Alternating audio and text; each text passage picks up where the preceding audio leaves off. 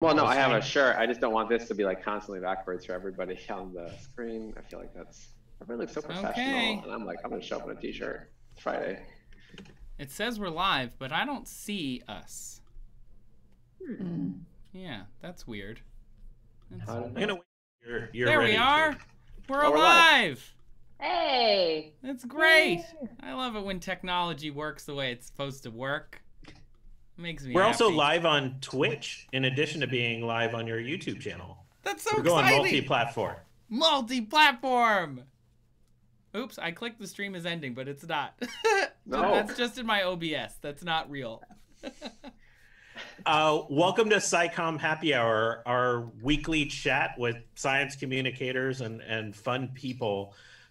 Really, Trace and I, hi, I'm Kishore, and Trace down below me for my screen. To your left on the live stream. Oh, okay. Okay, good. No, can't get it right. We started this mostly to keep ourselves sane in this time and have a fun moment of the week where we can just chat about the science and catch up with friends and other science communicators. Oh, I'm being told I'm muted, so I'll fix that. Okay.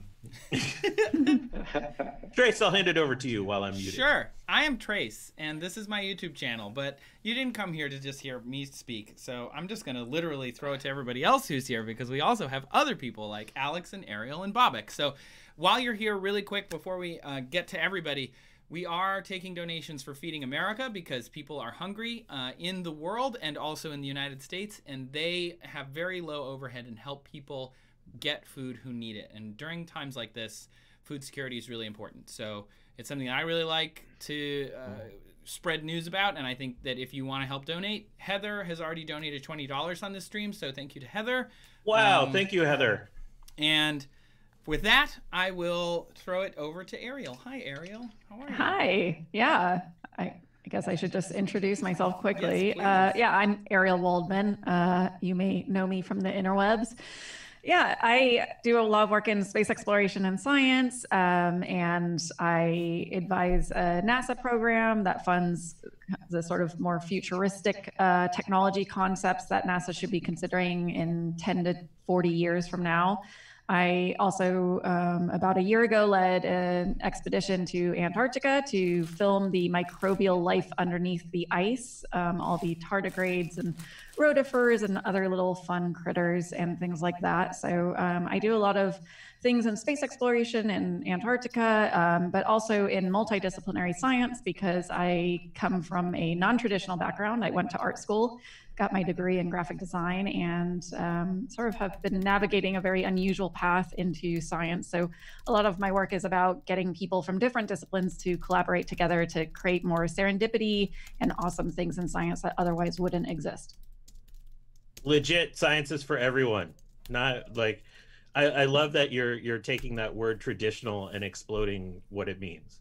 Yeah. What about you, Alex? Why don't you go ahead and introduce yourself as well?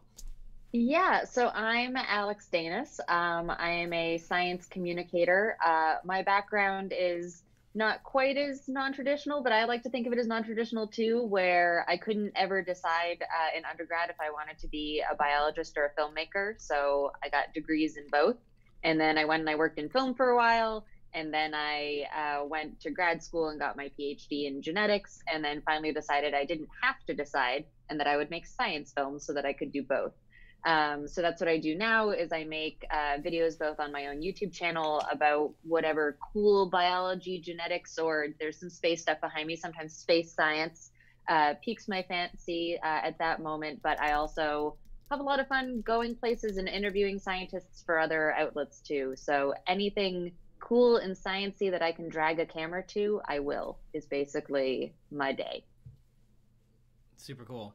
Speaking of dragging a camera to a place. I feel like that's a legit thing that we should do all the time. Speaking of dragging a camera somewhere, though, there's also a guy who drug one to another planet. That was my segue. I didn't want to let it go. I'm sorry. That was quite the segue. That's great. That was good. Hi, I'm BOBAK FERDOWSI. I'm an engineer at NASA's Jet Propulsion Laboratory. I did follow a traditional path to get there, and then I had an untraditional path in that I was in a Sharknado movie and was a which co-host of Sharknado movie? The third one. I think arguably, you know, the greatest of the Sharknado movies. There was space involved. Totally. So if one could debate the quality of Sharknado movies, yeah, but I maintain my wonderful day job working as an engineer. That's cool.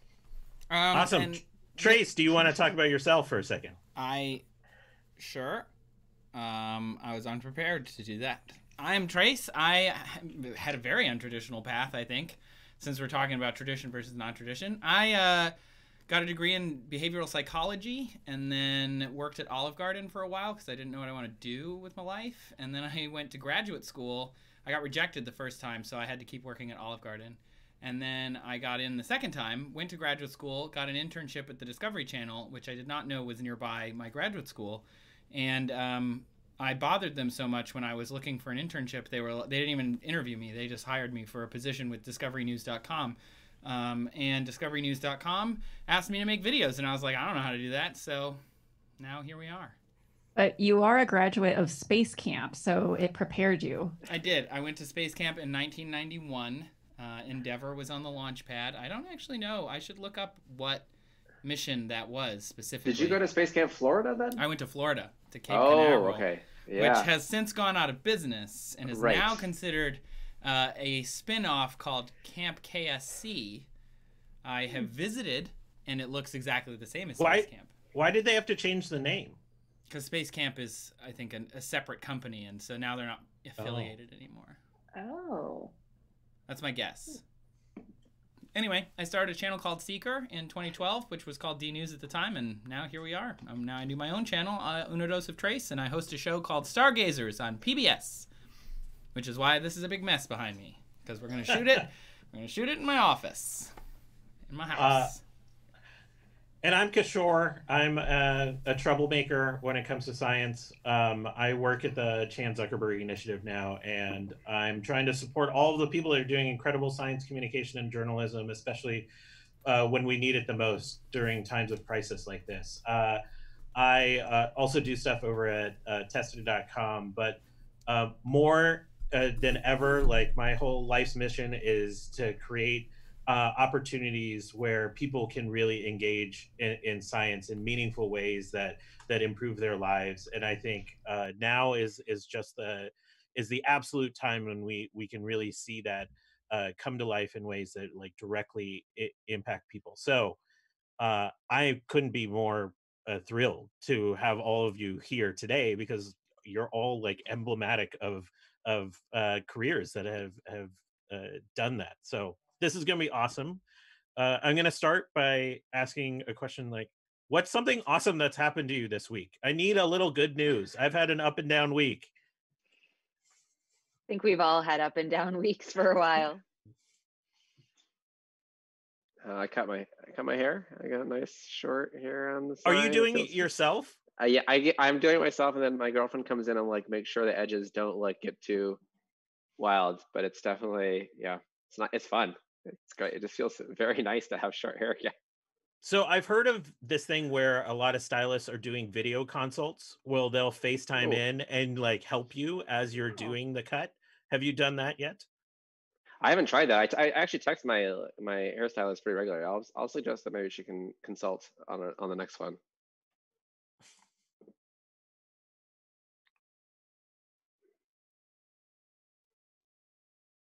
To go to space camp? Yeah.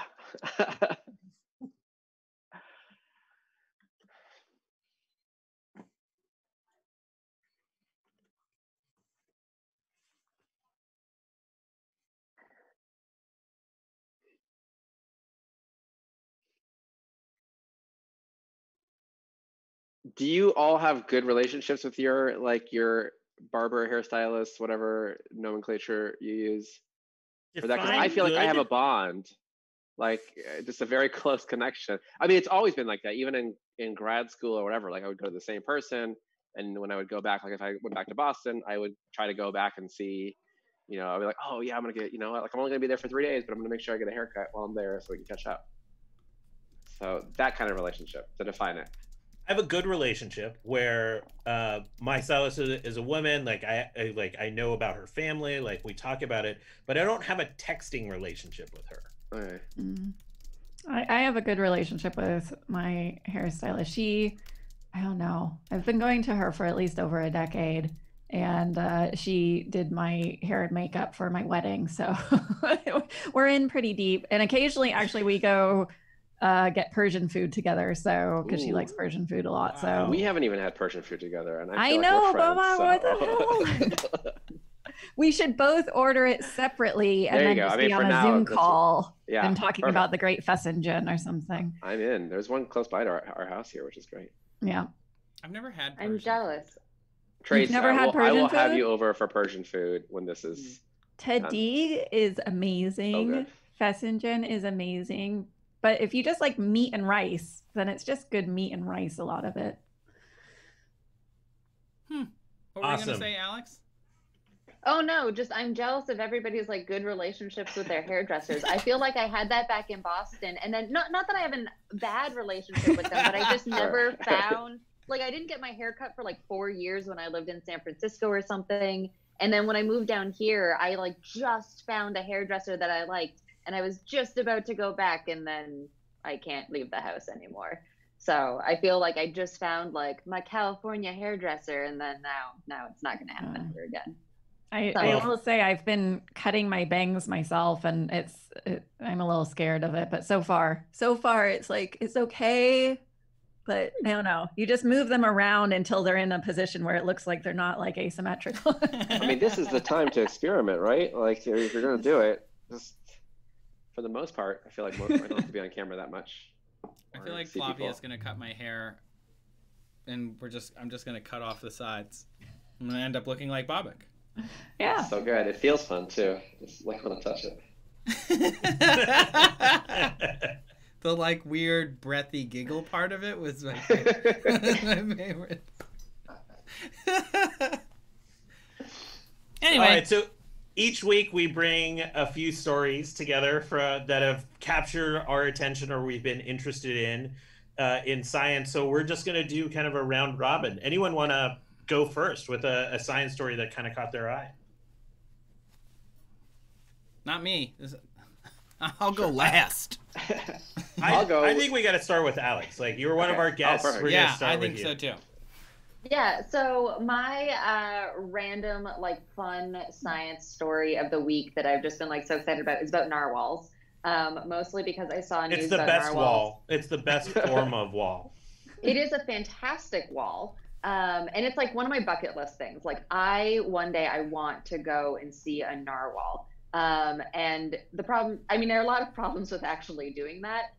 Mostly, I mean, lots of them, but it's very expensive.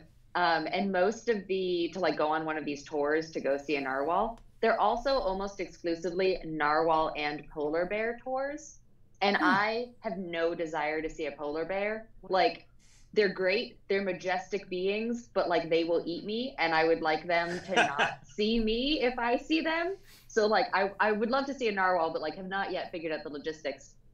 But where do you have to go to see a narwhal? North. Well, so turns out there are 3-ish populations of narwhals, and they're all like around like the upper parts of Canada and then Greenland as well. And some all the way out towards like Svalbard. But like it is Arctic, like very cold Arctic.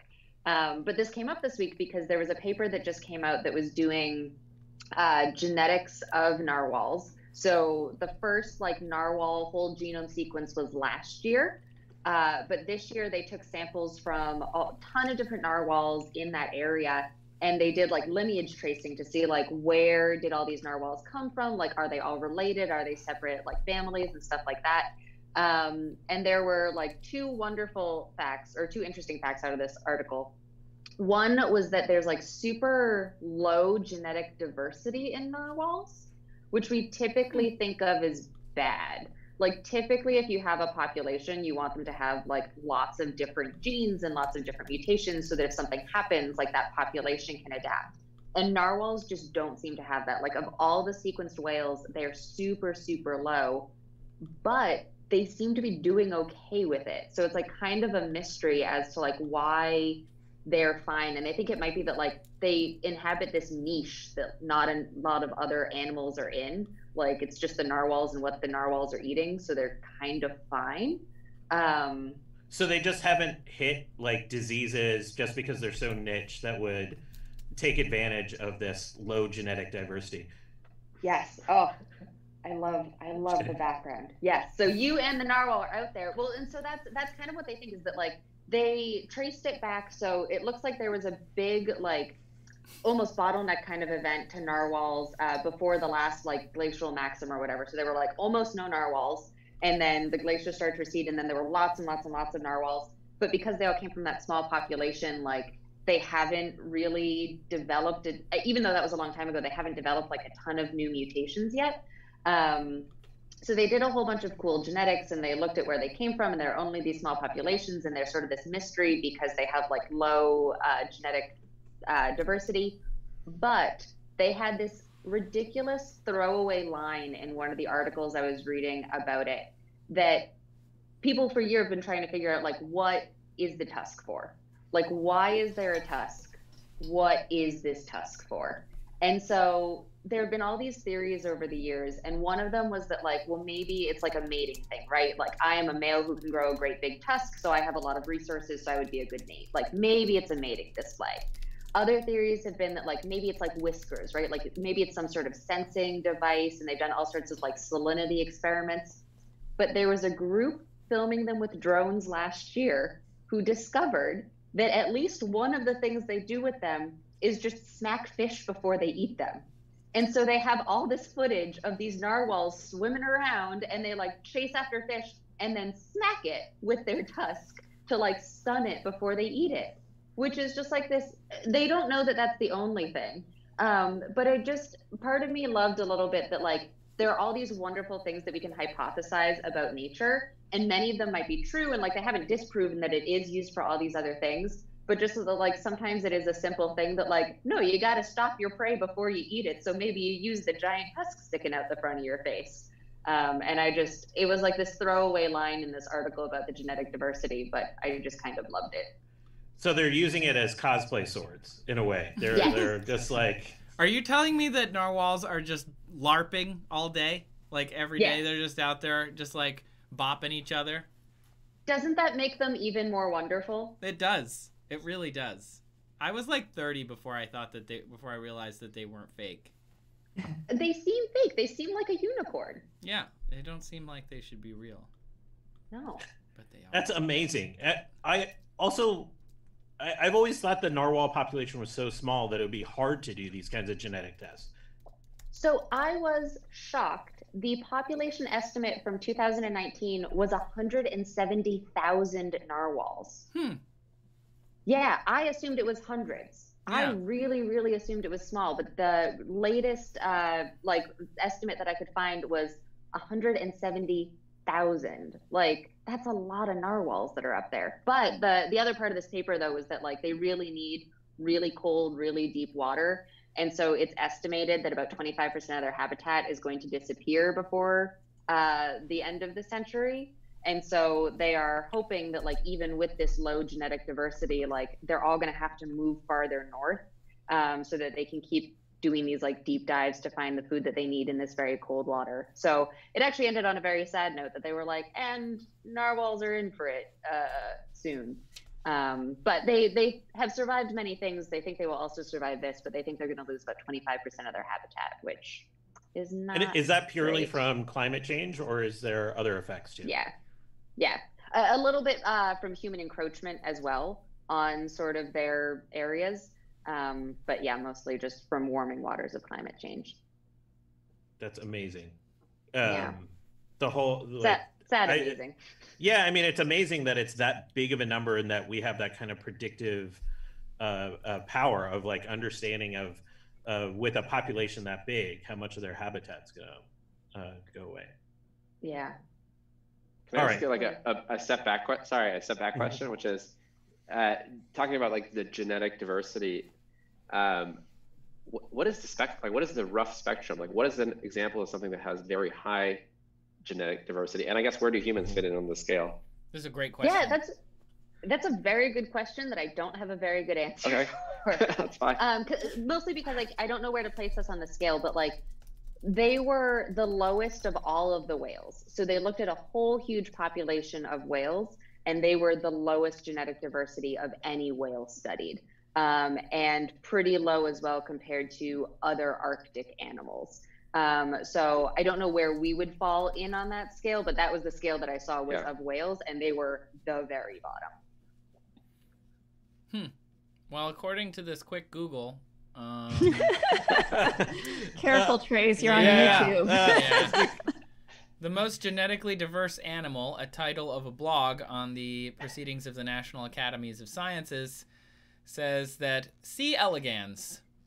Nematodes. Yeah, experimental reports. I have stories about nematodes that also tie into narwhals, sort of.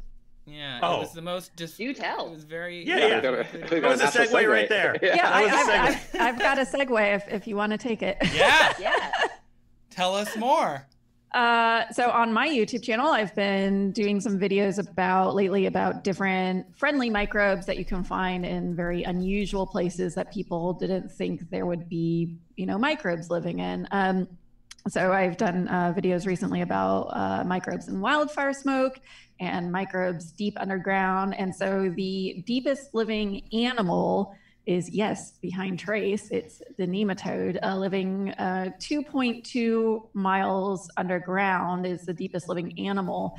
But nematodes are cool because when you were talking about narwhals, I was thinking, well, nematodes sort of do the same thing. They have a little spear inside of their mouth that they use to kind of stab their prey and use it to get prey. So I always like telling people about some of the interesting things about nematodes because people often think of them as either just like earthworms or snakes, and they're really neither. They're their own weird worm-like things, but yeah, they have these hidden daggers inside their mouths that then can come out and like spearfish their prey, and they are the deepest living animal that we know of. I will very much emphasize that we know of because as I talked about in my video, we have found deep living life in every sort of direction you can think of when it comes to deep, but there's still so much more we could be looking at. But I think one of the more fascinating things was that people have found bacteria in the lowest sort of layers of Earth's crust. And this bacteria only divides once every few thousand years. So bacteria on the surface divide every few minutes, and this bacteria like survives by dividing only once every few thousand years. And I don't know, it's hard for me to even think about that, really.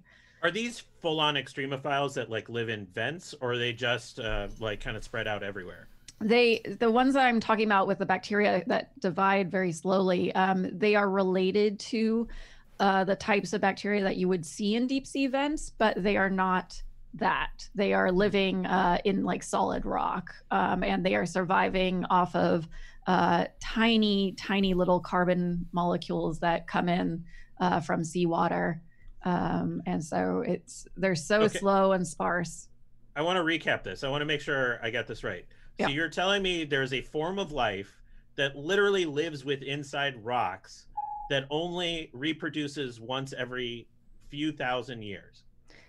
Yeah, I mean, reproduces is not like divide, because it's not, I mean, you can think of it sort of like reproduction, but not exactly. But yeah. Yep, fair. But I feel like when we get stories like that, I just automatically leap, and maybe this is too far of a leap, but how can there not be life on other planets when weird stuff like that exists? Like, that is just so bizarre. If life can find a way in the middle of a rock, who are we to say that life can't find a way somewhere else? That's exactly what I was thinking while she was talking. Exactly what I was thinking. Yeah, no, apologies for quoting Jeff Goldblum. It does give further hope to finding some sort of life on Mars, extinct or extant, but there's a number of researchers who feel like we just haven't drilled deep enough on Mars to find evidence of past life there. Not everyone agrees with that, but some there is some Mars researchers who think it's just a matter of going significantly deeper. I'd be curious for BOBAK's opinion on that. These segues have gotten next level. Yeah, on guys, this program. really I can't even handle it. Really great.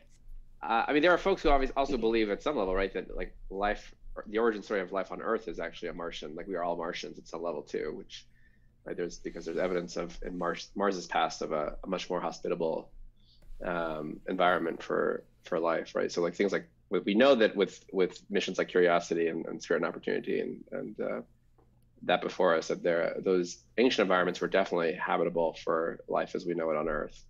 So I mean, good case to be made. And it's I think, you know, with the next mission, the Perseverance, which also is getting ready for its launch debut, right, they're going to be carrying some instruments for life detection. And then of course the hope is to bring back sample in the not too distant future for us to actually measure here on Earth.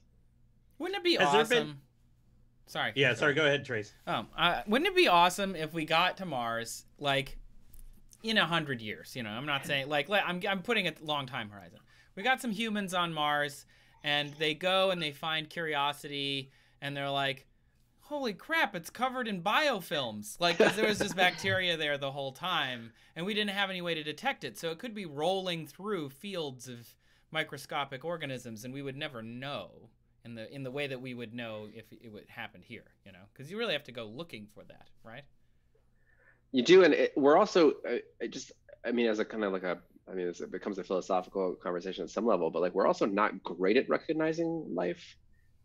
So I mean, like, you know, I have the wood bookshelves behind me, of course, but wood itself doesn't really prove. I mean, like you have to know the origin story of that to know that material is formed as a life form, right? Or, you know, thinking about like marble or things like that, right? Like plenty of evidence of life that we don't think of as life in its own right. So that's always an example. I think that we could easily also pass by, like you're saying, at some level, life without recognizing it for what it is. But I do love the idea that somehow, especially the idea that somehow Curiosity is like food for these microbes. Like we just brought like a giant rover that is just delicious, and like they just explode, a population explosion around the rover. It would be great. It's a good kids. I feel like it would be a really good kids book. Just yeah, like a gingerbread man or something. Yeah. I could imagine them like seeking out the power source on those things that are still going, right? Like, just need to warm up a little bit. That seems very expanse. I was trying to go a little expanse. Just BOBAK, quick update. Has there been any news on Perseverance, whether the launch still moving forward or? So they're still moving forward. This week they did their weigh-ins, and of course the way you weigh. Whoa! Yeah, weigh-in. Weigh-ins. Like a boxing match weigh-in? That's right. Yeah, you gotta weigh in. So it turns out, right, for the spacecraft and rovers, obviously you can measure the mass of the rover like you would, right, just standing on a scale. That's but what you really need to know exactly where the center of gravity is, and to precisely align it so that as you control the spacecraft movement with thrusters, that you know exactly how far the thruster is offset from the center of gravity, so that, you know, if you fire a thruster here, you're actually going to slightly rotate right in this kind of direction. And so they have to do this very precise way, and the way they do that is by spinning the body of the rover very slowly and measuring the forces as they spin it from the center of the spin axis. And then you get essentially the moment of inertia for the rover, and you can do that in all axes and get exactly where the center of gravity of the rover is. And you need to then, what you want to do is balance the whole, because as we go from Earth to Mars, we're actually spinning the whole spacecraft to stay stable, like a top. And right, if you want a very balanced top if you're spinning between Earth and Mars, you don't want it to wobble or things like that. So you have to know exactly where the center of gravity of the rover is. You have to offset. You know, that is you put like little shim masses in also in the other stages. So the descent stage, right, the entry body, as well as the cruise stage. So the whole thing is nice and even like the way your car tires, right? I mean, the analogy, like balancing a tire. That's right. It's so yeah.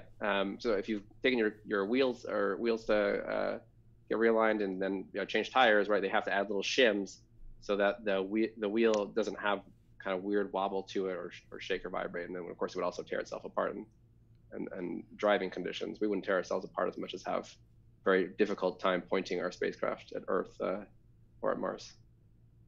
That's so cool. Yeah, big way in. So everything is proceeding, which is great. And it happens to be a very good launch opportunity, meaning that they have a little extra time at the end of the launch period, should they need the margin essentially on schedule. Like if the first day, July 17th, isn't available for whatever reason, they can keep moving the launch date a little for I think for almost 10 days after the normal period, which is really good news. That's awesome. Yeah. You want to tell us about Hubble? There was an anniversary this week, right? Well, today's the anniversary. Woohoo! Right, 30th anniversary. We planned it that way. Yeah. Yay! Yeah, on this day in 1990, which is just surreal to think about, like what life was like in 1990 compared to today.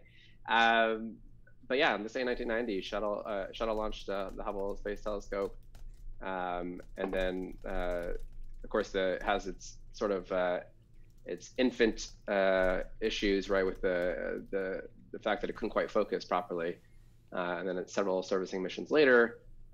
It's been one of our most kind of treasured space assets.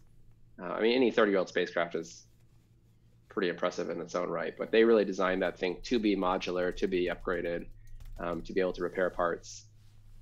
So it's kind of amazing. I mean, the thing that I'm fascinated by is how the issue initially got solved, right? And so they noticed that when they were trying to focus their images, they were only able to achieve a very small fraction of their focusing power. And digging into it, they realized that it was a grinding issue on the Earth of the main mirror.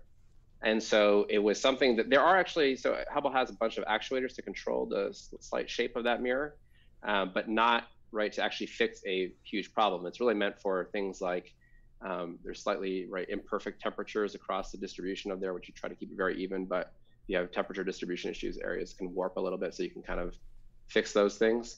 But in order to solve this problem, they actually had to do the corrective lens, right? So essentially the contact lens or the glasses, which was a few years later, and that was launched on another shuttle where they were able to tear it up and put in the CoStar, which is the contact alignment system. And they also put in the new camera from JPL, the WPFC2, WFPC2. Ariel's going to correct me for sure because she's such a... I'm more really just like, it's the 2.2, really. But and that's the one that's given us a lot of those like deep field and other beautiful shots that Hubble's taken over the decades. It was so incredibly dramatic seeing the difference from before they fixed the mirror to after in terms of the imagery that it produced.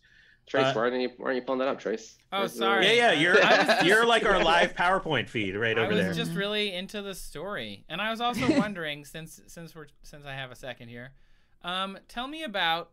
Does anyone know how I know it's not easy to compare megapixels or anything, but what is the resolution of the Hubble great question. cameras? I don't know what the resolution. I feel like I looked it up while we were talking, and the WFPC2 has something like 800 by 800 CCDs. So not a lot in terms of if you think of your monitor or whatever. I love that you can still see the little face in the back. It's so creepy. It's so great. It still knows what the face is, so it's oh god. Trace, we've discovered a face in the nebula. Amazing. Yeah, so I mean, a lot of those those telescopes, their sensors they have larger pixels, of course, for more light gathering capability.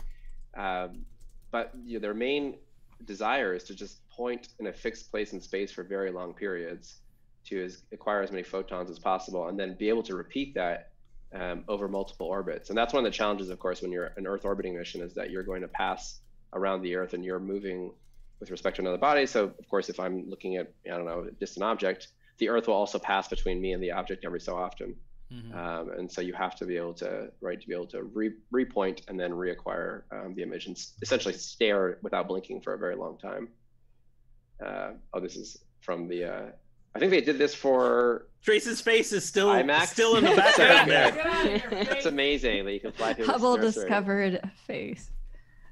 I thought you were gonna move it closer to the camera. For those that are wondering, Trace uses a picture of himself to focus when he's shooting videos. And like the coolest image of you ever. Yeah. So it's like actually very from CSI Flavia's, Miami. It's from Flavia's bachelorette party. Even better. That's great. You went to your wife's bachelorette party? Well, only in terms As of how cardboard. many faces. Oh that my I have. god. Oh wow. Oh my god. Wow. I am terrified.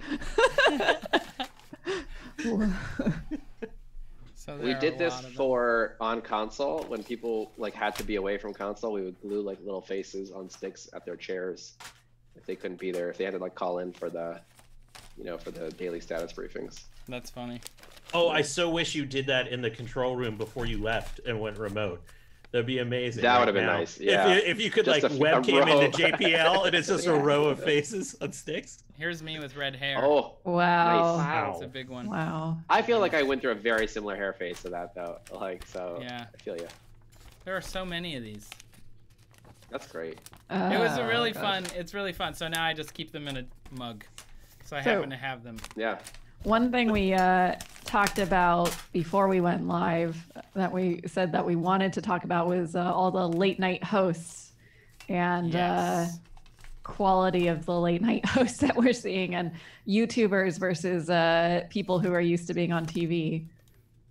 Oh, you mean Yeah. in terms of like the video feeds and like The and how video they're setting feeds it? and like the Yes. content and the sound quality and The lighting quality is usually pretty bad. I mean, it's not that people aren't trying really hard. I think it's... I was watching the Graham Norton show, and he's sitting in his house, and he had a giant green screen behind him, and I was like, oh, I'm doing that too. And then he clicked a button, and the green screen turned into his set, and I was like, that's actually pretty good. But then I could tell that they did it in a computer app. Like, they weren't doing it live, obviously. He recorded it, and then they did it Right. later, because he was still clicking on his computer and showing pictures. Like, that was his, like, I'm going to show you what's happening. Let's talk about this video. And he would, like, click on the computer and it would play the video. And I was like, oh, you guys, this is tough. This is tough. the two that I've been impressed with so far have been John Oliver and Samantha Yes. Bee. They both, like, Samantha Bee is doing an amazing job shooting outside, which is not easy, and John Oliver has just gone, plain background but high quality. But everyone else, I just want to mail them a mic. Like, I know that's like really, I don't know, it's kind of like a mean thing for me to say, and I don't mean it in a mean way. I know everyone's trying hard, but it's kind of like they have entire teams around them. Who's not sending them a mic in the mail? Yeah. So I agree. I don't know how many people watched like the follow on Tiger King, like the last I watched remote that episode. I didn't with Joel watch McHale. It was interesting because they had definitely sent everybody AirPods and they had definitely had somebody set design behind them, right? Like they were clearly sitting in places that were reasonably well lit, that had interesting props or whatever. So somebody must have walked them through the day before or whatever, right, with a phone and just be like, okay, can you move the spool of barbed wire over here on the table behind you? It's definitely not like who has a spool of barbed wire over there, but sure. Yeah. And I've been definitely noticing that in people's people, especially on these kinds of things, right? Where like people are kind of set up. Like I've definitely chosen to sit in my living room as opposed to my desk, just because it looks a little bit more visually appealing on camera. But I've seen like clearly someone's like put a vase right in front of a door, and I'm like, your vase definitely doesn't sit there normally. Like you've done this because you wanted like that space to not be empty. And I'm like, but I approve. Like I kind of love that we've all go understand a little bit more of what goes into like production value, more than maybe we did all before. Like we were just watching shows and like that's nice. You can Now see we're who seeing each other. You can see who's thought about it on this stream. So like Ariel's head is framed by a heart around her head. BOBAK somehow has a potted plant in the middle of his living room. So weird. Like, what is that doing there? Alex has this whiteboard that like behind her that reinforces like thoughtfulness and intellectualism. Trace has a picture of his own head. Perfect. But also a cool blue light, right? Like he's definitely turned on that light in the background that gives it an aesthetic. I have. Right? And I love it. I've started to like pick up on these things, and I'm really enjoying when people like, I'm like, all right, I'm gonna change I'm gonna put this plant here as opposed to where it sits 2 feet over usually, where you can't see it on camera at all. Mm-hmm. It comes back all to right, what I keep feel saying appropriately shamed to change to make some changes. Kishore, you need to like lower your lighting a little bit in the back there. It's a little washed out. So the reason I'm washed out is that my office has a window that looks out on the neighbor's roof, and there are these sets of birds, especially this one crow that sits up there. So I made a cat ledge up there, and my cat gets up there. It just like snarls at this one crow for like hours a day. So people will people on my like work calls will be like, what is that noise in the background? I'm like, it's my cat like yelling at a bird. Don't worry about it. It's cool. That's really and so funny. I tried to block out that light to like prevent the washout, like you're saying. And she got so mad that she went on the bookcase behind me and just started pulling books down. Why would your cat be upset about a lack of light? No, just wants to look out at she wants to look out of the window at the bird so she can. Also, why don't you have a webcam set up so that like all of us can watch this crow and cat slowly become friends over quarantine? You're right. I will make that change. Again, I'm properly shaped into making it. I do have a question. Fun. It's honestly just fun for me. Like I like thinking about this stuff. I think it just it gives me an opportunity or like an excuse to be like. I think we've all been trapped inside long enough that now we start to think about how, like, at this point we've been having Zoom meetings for 3 weeks, so we're probably going to see fewer people naked or in the bathroom. You know, people have started to understand what this means. I do have one comment from the chat on our conversation, though. It might be Micah, I don't know, it could be Allie, but anyway, Neurotransmissions in the chat says that they were having this exact conversation and someone argued with them that it was a deliberate choice and that some of the people who are used to higher production value might think it's charming for them to look more homemade, which I think is actually kind of an interesting thought. That may be the case sometimes, you know. To a degree. Yeah, I think that's particularly true. I don't know if anybody else is in love with Bon Appetit's YouTube videos, which are typically like very well produced for the internet. Like they're still digital production, but like they're well produced for the internet.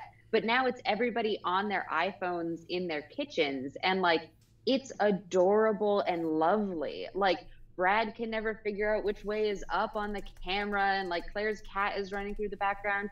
And so I feel to some degree like it is nice to get like this little peek into like these people's home kitchens, but that feels very on brand. Like I think it works for them because like they're for the home cook and now we're like seeing their home kitchens.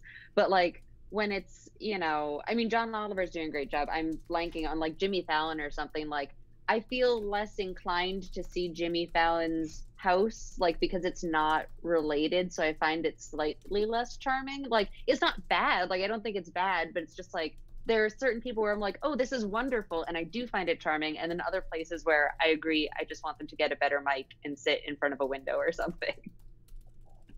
I think it's like, for me, it's just there's like some lines that I don't know, I just wish there was like a cheat sheet given to a lot of these late night hosts about like just you can be charming and it doesn't have to be perfect, but like maybe don't break these few things. Like never have your camera like this, you know, like where you're just like talking and you can't see someone's eyes, you know, and it's just like where to keep your eyes, you know, what sort of, you know, things to look out for, and just the audio quality. There's nothing charming about bad audio quality. And I say that, you know, with love, because we've all, as YouTubers of some sort, have had people like yelling in the comments about audio quality and improving it.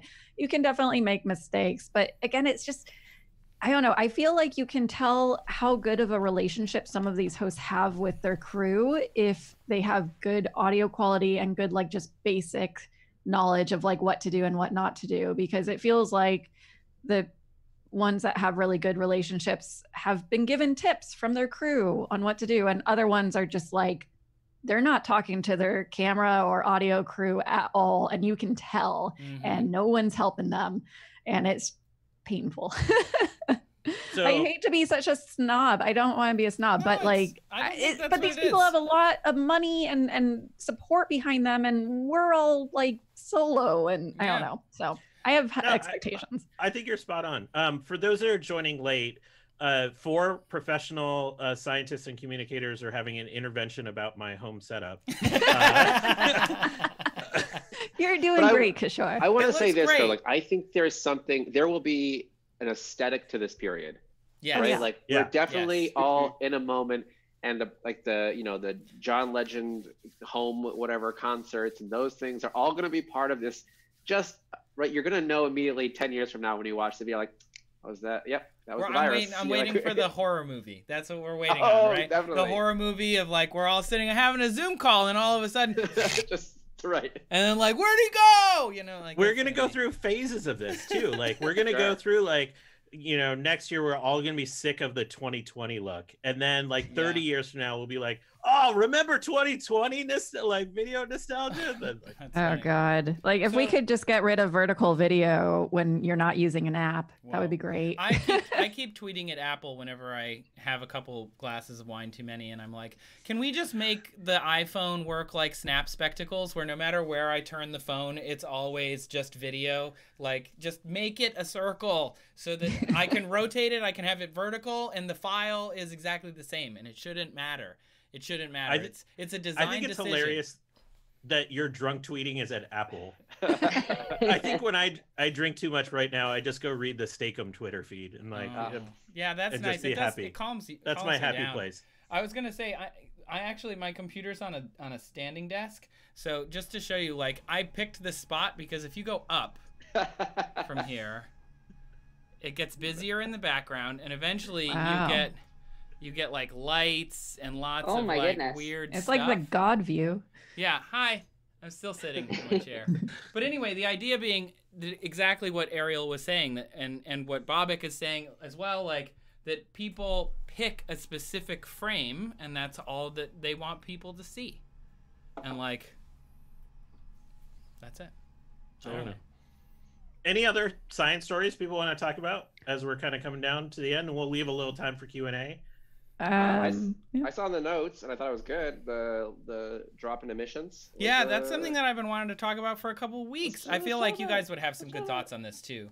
And that is that the environment, there's been a lot of reports about, because humans are no longer out in the world, and there are kind of a couple camps. One of the camps is like, look, there's feral hogs in somebody's town, and it's like lots of pictures of like wildlife running through the streets of downtown, which I think, to the previous conversation of the 2020 feel, I don't think we're going to see some apocalyptic movies for like a minute, because we've all seen it in the real life. We don't really need to see empty streets with like leaves blowing by. Like all of those shots aren't going to be as interesting to us. But like, because there are not as many people out in the world, nitrogen dioxide levels in March of 2020 in Washington, D.C. and in Boston specifically, when compared to the mean of 2015 to 2019, they're 30% lower, according to NASA's Aura satellites. In the US, India, China, and Europe are all seeing reductions in air pollution. There are reductions in water pollution. There are reductions in so many different things. And in fact, my favorite, and I'm not sure if I can make a video out of it entirely, but I think it's really cool that geologists are hearing less human noise.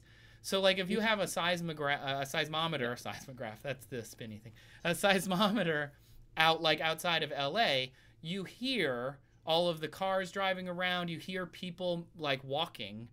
That creates a vibration, and it's really low level, and they can pick that up, and they're picking up less of that. So they're actually getting finer measurements of Earth movement, which I just think all of that is incredible. One, it's a testament to how many people actually are staying home versus the people that you see on the news who are out in the streets and angry. But it's like most people are doing what we've been asked to do, which I think is really great. But if I can share my screen just as like a self kind of like... While you're doing that, I have to say, I'm surprised the number is only 30%. Because nitrogen dioxide, like you're talking about, is really well associated with manufacturing, pollution, and driving. So that it's only down 30% is kind of less than I thought it would be, given what we've seen globally. But, I mean, in terms to be of clear, stopping. it is associated with, right? I mean, manufacturing, electricity use, which isn't really going to drop a whole lot just because I'm sure the office, JPL's electricity bill is probably down right now, comparatively speaking, but my home electricity bill is going to go up a little bit, especially that it's like 90 something outside today and we have to turn on the AC again. So I mean, a lot of those things don't, right? Like, and manufacturing, I'm sure, has also dropped off because not all industries are manufacturing as much. But I've got to imagine a lot of the core things that we need anyway are probably still have to be produced. Toilet paper. Yeah. Well, and this is what a lot of people have been saying, is that on one hand you've got the like, oh great, like, you know, give some pieces of earth like a very brief rest from us, but a lot of people are pointing out that this displays that individual action is not going to get us anywhere where we need to be, right.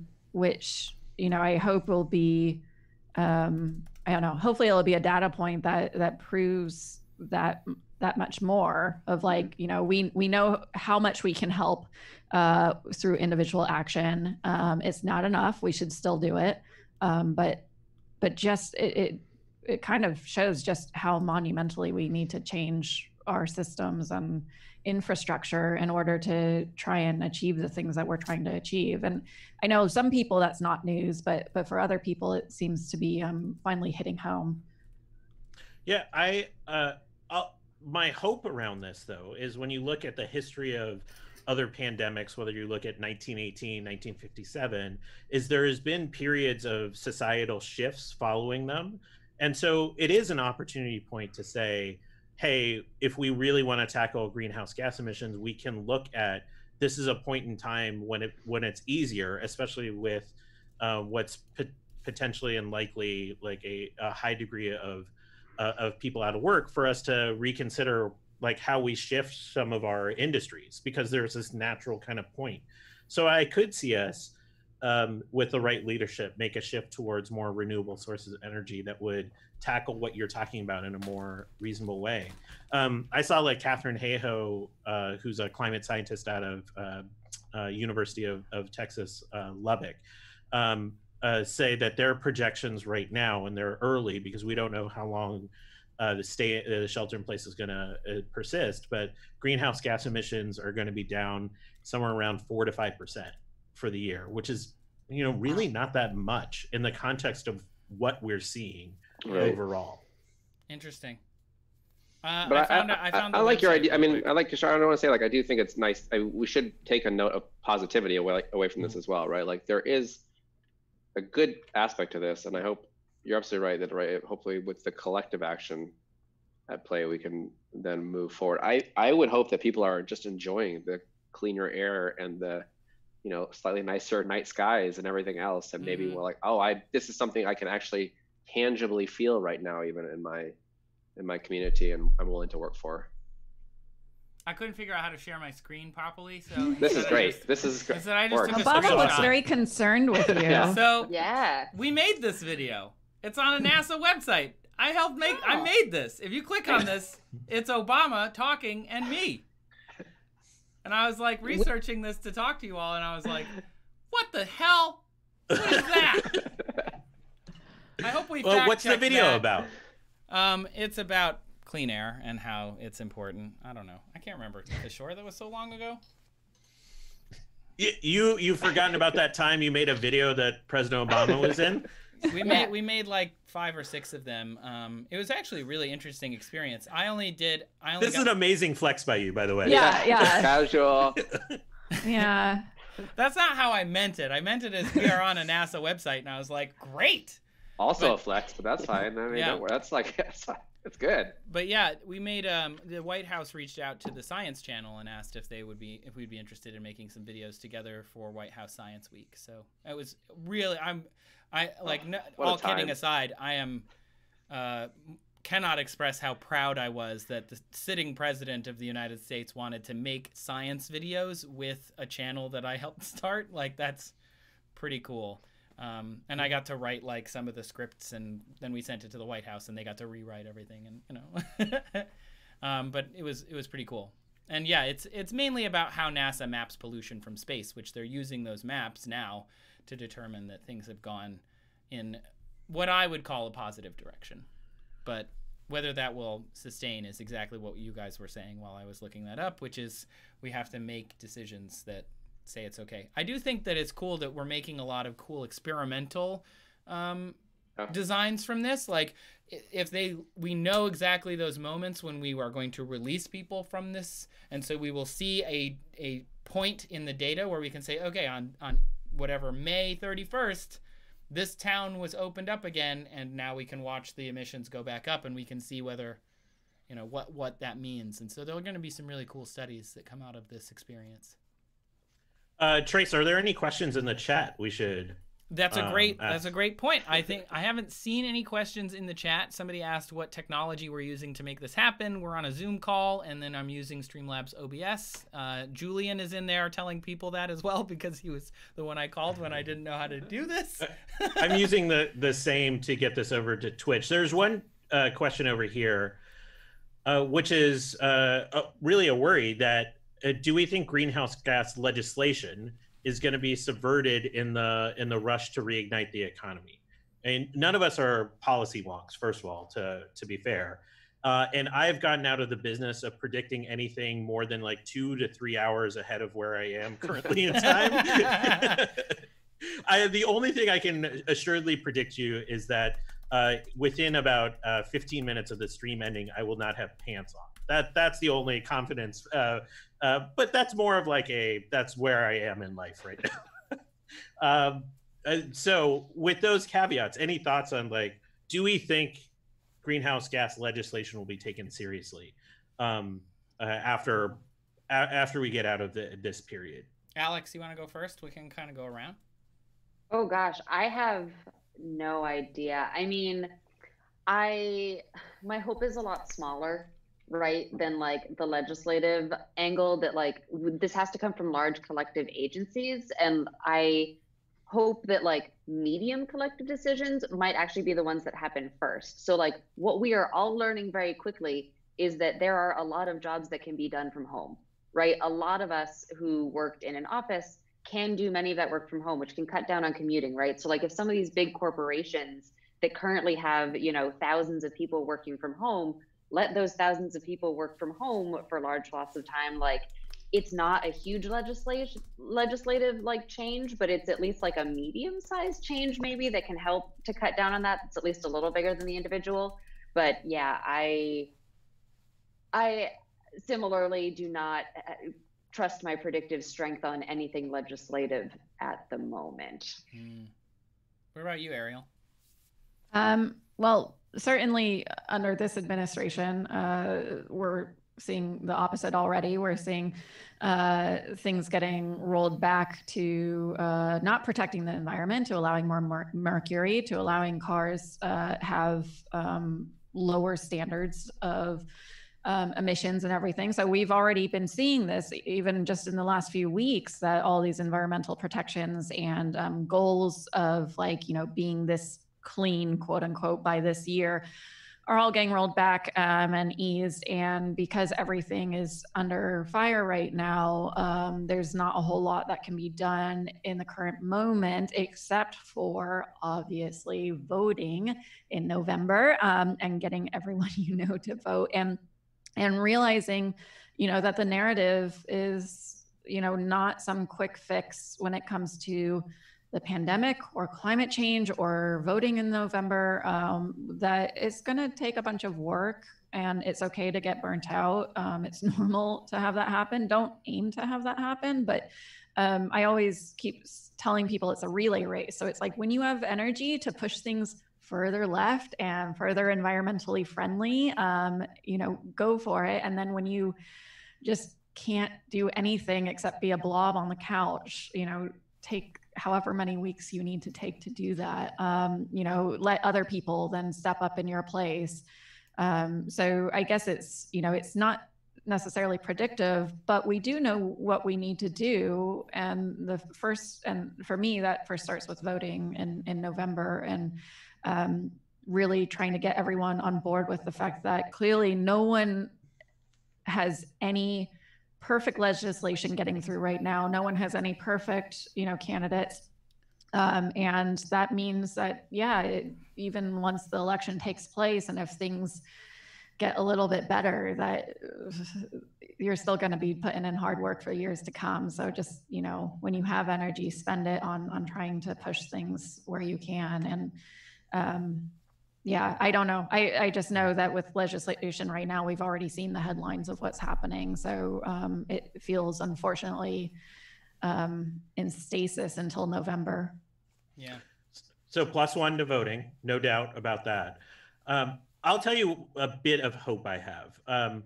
I think we were in a time, particularly in the US, where there was decreasing trust in government and decreasing trust in what the federal government's role and responsibility in our day-to-day lives was. Not universally across the society, but we saw bits of that. And now we're in a moment globally, not just here in the US, where we see the importance of government and the importance of government coordinating solutions that really have impact on all of us. And what I think gives me hope is I've seen a lot more conversation, particularly among scientists, about returning to government service because they see how valuable that is to the long-term health of our society. I mean, BOBAK is someone here that works as a scientist and engineer at a government agency, and I think seeing like a renewed sense of public service in that vein would give me like an extraordinary amount of hope about not only on the policy front, but just the public will, like creating more public will and a long-term shift in attitude about how that can improve things. I don't want to pretend that science has the answers to some of the policy decisions. Like we have to have like big kind of meaty conversations about that, but at least a renewed sense of service in this country, I think, can change a lot. I don't know how I got into this like mega optimistic place. I'm really into it. You're very positive. Really good about it. Every week, I feel recharged a little bit. Maybe it's because we're not talking about Star Trek or something. Ariel and I did a video on Tested about our feelings about Star Trek Picard, and I had a very different kind of. I had to be this very optimistic one. I was like, but don't you think it's kind of? And I was great like, no, I don't. So this is a big shift. You guys are role reversing. I'm into it. We are. Yeah. That's funny. Well, we've hit our hour. So I think we'll probably wrap it up pretty quick. I do have one quick question. I know I think to preface this, it's from the G Hero 46 in the chat. He asked, and again, I'm prefacing with, we're not experts. We don't necessarily know and don't feel under any pressure to give a specific answer. But like, when do you think we will be out of this safely is their question. And I think none of us know, I think is the main answer. We are all hoping for specific times. I, on a previous stream, showed the suit that I received in the mail for my wedding, which we had to postpone from, I would be leaving for Brazil in 5 days to go get married, and now it's going to be in the fall. And so it's like, hopefully by then, hopefully by October, we'll be at least able to travel, but we won't be not wearing masks. There won't be like different health checks at airports. Like I don't expect that I don't expect us to be, I think that question implies, when are we going to be back to normal in November of 2001, asking when we're going to have security like we did in August of 2001. And the question is never, or the answer is never. So when are we going to be back to normal? As in, when are we going to be in December 2019? Never. That's my answer. But I'll let you guys, if you have any points. I'm emotional about my wedding. Aww. I think my similar answer, non-answer is that I don't know, but I agree. I think normal is going to be different. I think that in some ways, both good and bad, right? Like, I think there is, as you know, Kishore was saying, like this renewed sense of wanting to help other people and like go into public service. And I think a lot of scientists who maybe weren't interested in SciComm before are now understanding how important it is to communicate science. And so I think there are a lot of good new normals that might come out of this, but I think that there are going to be some bad new normals as well. And I think we will all be wearing masks for a long time. I think, even if tomorrow, right, which is not going to happen, but even if tomorrow everything was lifted, I think grocery stores are probably going to look different for a long time. We're all going to be standing in lines. They're going to be doing social distancing. Like, I think the normal that we see afterwards is not going to look like the normal that we had before in both positive and negative or different ways. But yeah, I think your wedding's on a good timeline. Like, I am also optimistic that like by that time you can go get married. I don't have a similar large life event that I'm waiting for, so I'm going to hang on to yours there. But I think by the fall, it's going to happen for you. I'm using this time just really quickly to change my relationship with uncertainty. Like, I feel like the world is going to be more uncertain for a long time. And I think one of the skills that a lot of the scientists I look up to is that they have a really healthy relationship with the I don't know. And trying to model that while not letting the uncertainty overwhelm me, not having the uncertainty just tear apart my life, but having an okay relationship where it's just part of the background is not knowing it, and that's okay. And I'm trying to make like small shifts now that'll help me build that muscle for the next, couple of years of that, because, if that gets proven wrong and we somehow get to a solution earlier, then that great. But I think it's a good skill to start practicing now. And for me, that has started taking shape by not paying attention to the TikTok of the news as much, and like stepping away from it, because I think I'm trying to be a lot more uncomfortable with just not knowing the results that are coming out of science on a daily basis, because it doesn't really change anything for me. Mm-hmm. Yeah, I don't know. It's for me, it's been, I think, certainly difficult. And I think whenever we talk about, returning to anything remotely like normal, like a huge part of this is, there are people with disabilities, there are people with underlying health issues, with diseases, with, who are just healthy but older or something. There's so many things, or people who don't know that they have underlying health issues. You can't talk about returning to normal without it being normal for how it's been for everyone, and when you think about that, your sort of worldview is a lot larger in what needs to happen. You can't imagine a world where, well, if you're healthy and in your 20s, you can go to an office, otherwise you're screwed. Like, things just don't work that way, and they shouldn't work that way. Otherwise, we're just going to be building a worse future for all of us.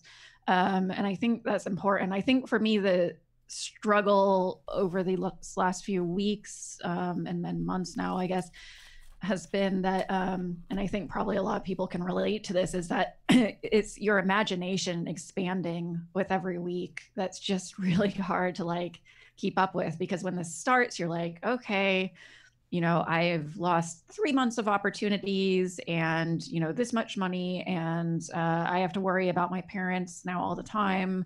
Okay, got a handle on that, but, I'll figure it out. And then it's like, oh, things are not going to be normal by the summer. It's like, oh, things are not going to be, and I'm using normal in a very flippant way, but normal, for the rest of the year. And then it's like, oh, like, are there going to be conferences next year? Conferences with 3,000 people next year? Like, are there, like, there's just, so it's, you move every week into your sort of imagination just growing and growing and growing, because every week you're imagining something that you hadn't thought of before. And I think that is hard, and it's hard not to be overwhelmed by that, even if you are doing your best to stay off news and everything. Is I think just broadening how many things to care about. And even if you keep yourself from worrying about what you're going to do if you have to stay quarantined for 2 years, there's still just that thing of like, I think as humans, we want to try and imagine, what we're going into. And it is hard to always be focused just on your feet and not sort of ahead of you, even when you try your best. So I don't really have advice on dealing with that so much as that's kind of where I've been at, where it's just, every week you think about something else that you hadn't thought about, whether it be for other people or for yourself or for timelines. But I guess there is some comfort in knowing that, some of the best minds in the world are trying to figure this out. And the answer for everyone is we don't know yet. And you know, so it then becomes less about, you know, trying to find the answer and more about knowing that everyone's going through the same situation as you. No one's necessarily got an exclusive answer to when things will look a certain way. So yeah, as Kishore said, it's just like flexing a muscle of embracing uncertainty, I guess. Yeah. I mean, my parents have texted me 3 times during this stream about how to get them on a Zoom call. So I feel like some things... Can they join us next week? Yeah, next week we'll get a special guest. My dad's an engineer. He like came to this country to get his PhD, and so he would do a better job than me on this thing. He would be all like very much just asking everyone questions. You and heard then, it like, here first. Next week. Oh man! And if he gets on a call with a bunch of like space people, forget it. Like you're not getting on off that stream for hours. That's gonna be good. I hope he can do it then. We'll have to email him. Does he email? Yeah, he does email, but the punctuation's not the best. That's fine. We can handle that. I think that's fine. Should we do a quick round of plugs to wrap up? Yeah, go ahead. BOBAK, where can people find you? BOBAK, go first. I am Tweets Out Loud on Instagram and Twitter. Let me see. I'm going to say my plug of the week is going to be, I just want you guys to share this. It's an amazing, well, not just the 30th birthday of Hubble. I wanted to share with you guys the funniest video that I feel like I've seen this week. Oh man. And oh man. It is this video by Marsha Belsky. I will just tell you to Google it, Comedy Central stand-up. She did an amazing video making fun of the fact that when we sent women to space for the first time from the US, we sent 100 tampons for a 6-day trip. It's just a joy. And just a reminder also that the best and brightest are also sometimes really ridiculous too. So take some comfort in that. Awesome. Alex, why don't you go? Alex, yeah. Yeah, so I'm Alex Dainis on all things. So Twitter, Instagram, and yeah, YouTube. Well, youtube.com/bitesized, but spelled SCIZED because it's science. But yeah, I just talk about science in all places.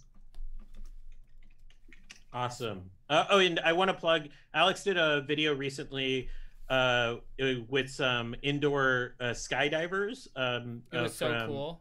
That was sponsored by Red Bull, and compared that to the movement of a hummingbird, and it was amazing. I have to say, so that was so much fun. They cut out the part, or they had me cut out the part of me in the wind tunnel. I came out of the wind because I like got to try it too. I came out and the cameramen were laughing and they were like, your face was just pure joy. And I was like, that's how it feels. So, but we got to see the hummingbirds and the professional experience, pure joy. So yeah, thank you. Thank you for plugging that. That was a lot of fun. Ariel. Yeah, so I guess 2 main plugs. First is my YouTube channel is just youtube.com/Ariel Waldman. All my geeky videos. Also, if you want to check out my Antarctic expedition, that's up on my YouTube channel as well.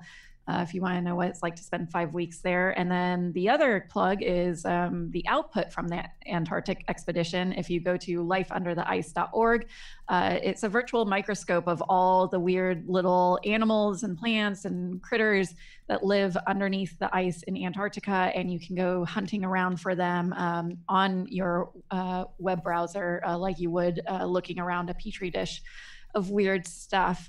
So yeah, that's lifeundertheice.org. And it's a fun thing to spend your weekend doing. Cool. It is really fun. Your Antarctic like photos and stuff, so interesting. I really love it. Trace, do you have plugs? Like people I just are watching on your YouTube You're watching on my YouTube channel, so if you don't subscribe, please take a second, click subscribe.